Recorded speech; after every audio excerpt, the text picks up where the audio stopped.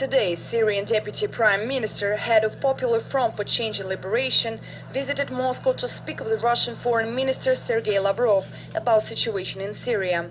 At the meeting, Popular Front for Change and Liberation representatives and Russian Foreign Minister agreed on the need to an urgent dialogue between Syrian government and opposition to resolve conflict in Syria and to provide humanitarian support for Syrian people. Я думаю, они скоро пойдут на диалог.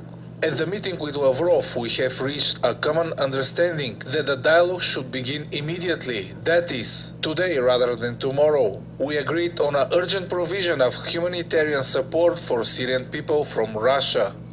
During the meeting, Minister Lavrov and the Popular Front for Change and Liberation representatives discussed current situation in Syria and the prospects for crisis resolution. They emphasized the need to end violence and to start political dialogue. Dr. Jamil emphasized the National Front readiness to engage in teamwork with opposition groups interested in starting a dialogue with the government to find an acceptable political solution. The conditions for such a dialogue have arrived.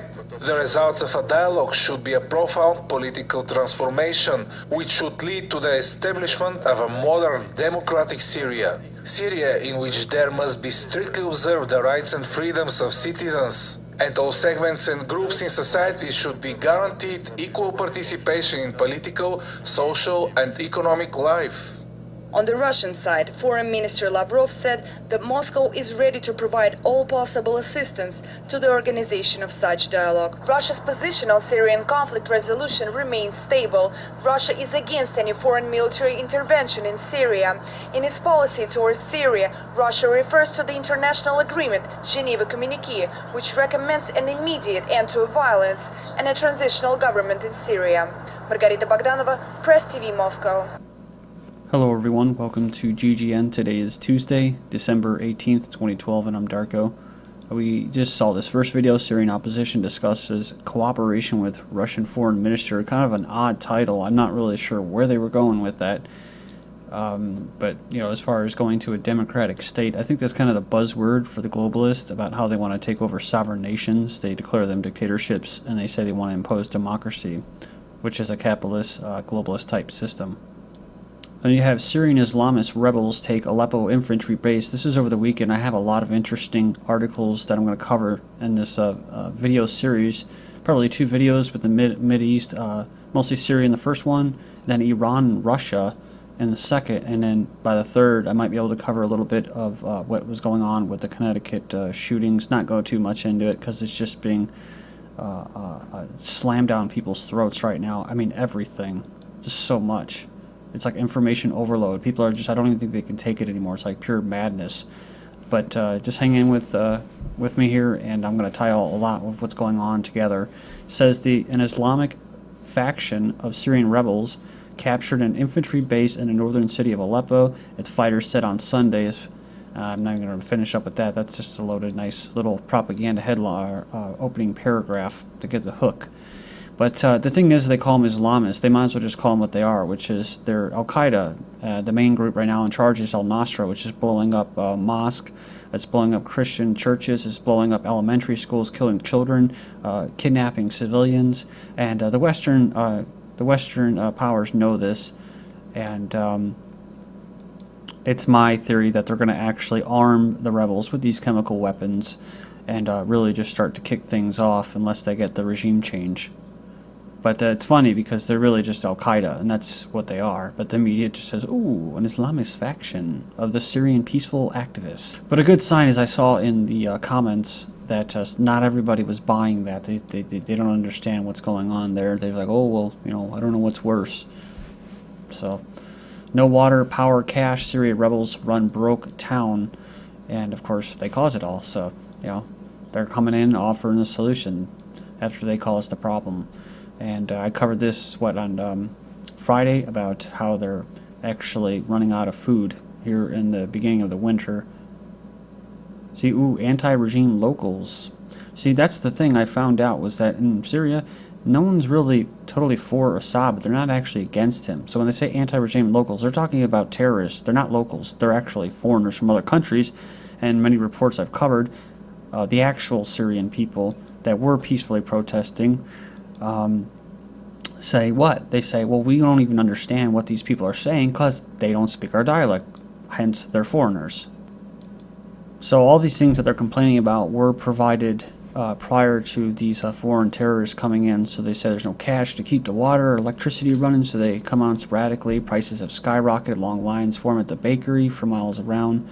And this is a decisive tactic I've talked about many times, about how they're trying to squeeze the Syrian people, like the Iranian people, to bend to their will, to the foreigners' will, as they carry out this invasion. So they try to get the people to lose support for their current government.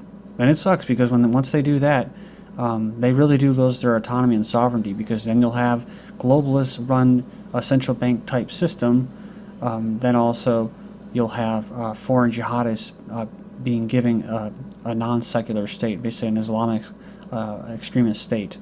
Syria Prime Minister pays first visit to Aleppo since the start of arrest. The Prime Minister went to Aleppo on the top of a delegation to assess the hardships faced by the city due to criminal actions of terrorist gangs.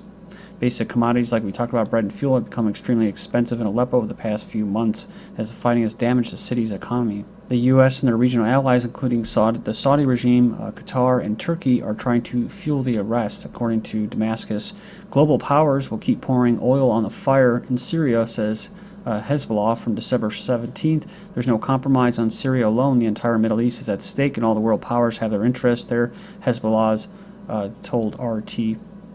His current assessment is what they're seeing as the escalation of foreign involvement, and it's hard to accept that it's all being done to protect human rights and democracy. What they have in store for Syria could cause chaos across the Middle East. Different forces have drawn radicals and extremists into the fight, and they've been supporting and exploiting them. They assure their nations that they are fighting against terrorists, while here they are working hand in hand with the terrorists. He says the regime is still strong, but destructive consequences of the crisis have been felt throughout the country. He says it might move beyond Syria, saying the conflict in Syria has gone beyond simple domestic political dispute. You have the same tension in Lebanon, Iraq, Turkey, and Jordan. I've been covering that. He says the Gulf countries will not remain safe havens in case this conflict will spill over. I saw some other news about Bahrain. You have Kuwait, other countries as well that are starting to look a little unstable. So some more Arab Springs possibly coming up here, especially with this, the 100,000 Syrian refugees all around the country, outside the country. Italian technician and 2 Russian workers are kidnapped in Syria. They usually kidnap female reporters and just reporters in general. It says here the Russian embassy in Syria has officially confirmed that 2 Russian citizens have been kidnapped in the coastal city of Latakia. An Italian engineer has also been abducted, according to Italian officials. And this is, of course, by the Syrian rebels that the West is backing. NBC's chief foreign correspondent and bureau chief for the Middle East, along with his Turkish colleagues, also went missing last week, along with Ukrainian journalist and writer, was abducted by soldiers of the Free Syrian Army.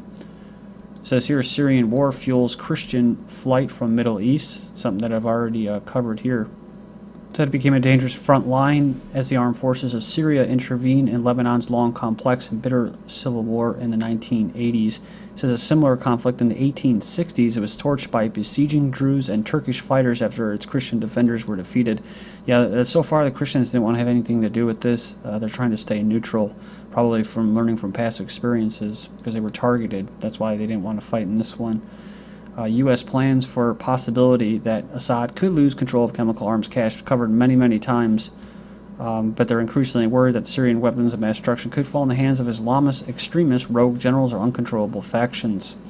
So they do have to have a serious concern for this, because their goal is to use these extremists, these terrorists, to get a regime change. But at the same time, once they do that, who's going to be the first ones to get these weapons? So. But like I said, that's part of the plan. Jerusalem concerned by Syria's chemical weapons. So when it says here that the U.S. is concerned about chemical weapons, really what they're saying is the Zionists in Israel are concerned about the chemical weapons. Syria's enemies may deliver chemical weapons to its militants, says the Syrian envoy. So he knows what's going on. He says here that he's rejected Western claims that Damascus has plans to use these weapons against militants, or its people, adding that the government is concerned that the certain countries may deliver such weapons to the terrorists. Remember before I was talking about an article where they said they were going to be training them how to handle it, right? I.e. the U.S. and the West were going to train these terrorists on how to dismantle and make them safe against themselves. See? There's no logic there. So if you actually track what they're saying, it makes no sense whatsoever.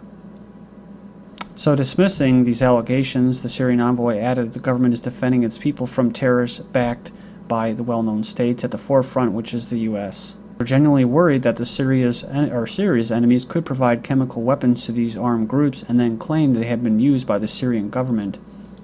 Next up, of course, they can drag Iran into that too, and Hezbollah. Remember I was talking about that. Syrian jet fires rockets at Palestinian refugee camp in Damascus. A refugee camp in Damascus. Thousands flee and dozens fear dead after attack on the camp as Palestinians in Syria are caught up in the civil war. Ooh, they're caught up in the civil war, huh?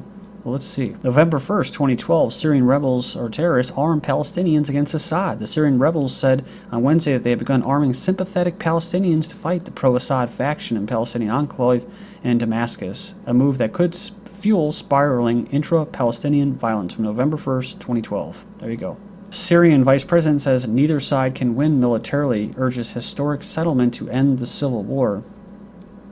It says here the vice president has remained quiet for the month's time. Like, I haven't heard of the prime minister at all recently, and it isn't clear if his comments reflect the sentiment of the rest of Assad's regime's leadership. So yeah, you had the prime minister going to Aleppo for the first time, so they're definitely concerned about what's going on here. Say it isn't clear how the rebels will react to a stalemate. Well, they don't want a stalemate. They want Assad gone.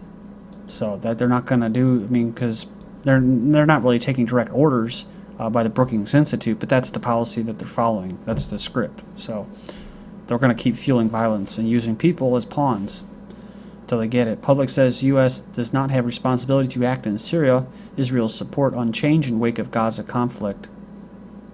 Go in there and check it out. Links will be posted in YouTube's video description. It says there continues to be a substantial opposition to sending arms to the anti-government forces in Syria, i.e. the terrorists. Why would you want to fund terrorists when you're supposedly losing all your rights and freedoms in order to fight the terrorists and Al-Qaeda?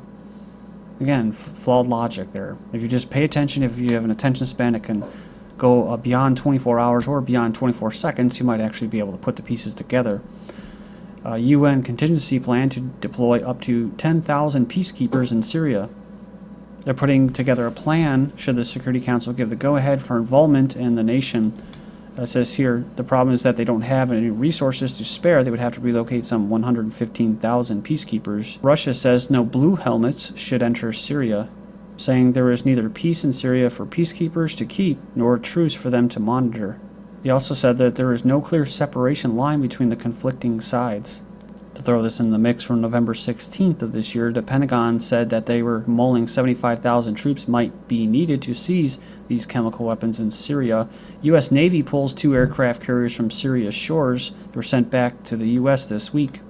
It said in a move that the Obama regime thought would ease tensions but angered Turkish officials who had hoped for significant U.S. military presence.